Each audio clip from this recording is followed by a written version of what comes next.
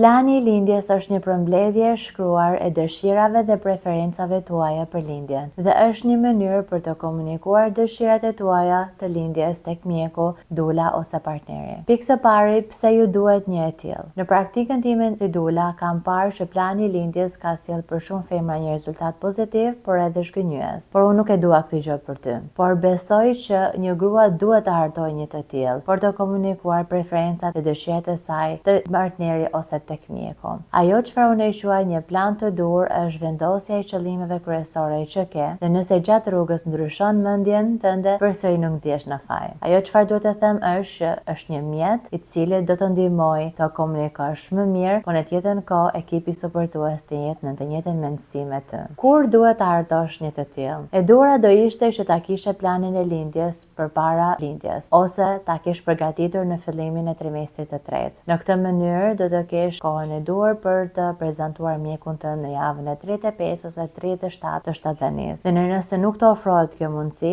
në bazë të vendit ku jetoni, atëherë mund ta përgatisni këtë plan dhe të sillni një kopje me vete atë ditë në lindje. Për të hartuar një plan lindje, një grua ka nevojë të di se çfarë i ofrohet, por edhe zgjedhjet e saj. Dhe pikërisht në këtë kurs të ofrohet një plan në formatin PDF bashkë me shembuj të ndryshme të grave që kanë lindur. Unë do të sugjeroja të hartoj një të tillë pasi e ke përfunduar kursin përgatitor të lindjes. Në këtë mënyrë, të jesh më i qartë për çdo term dhe opsion.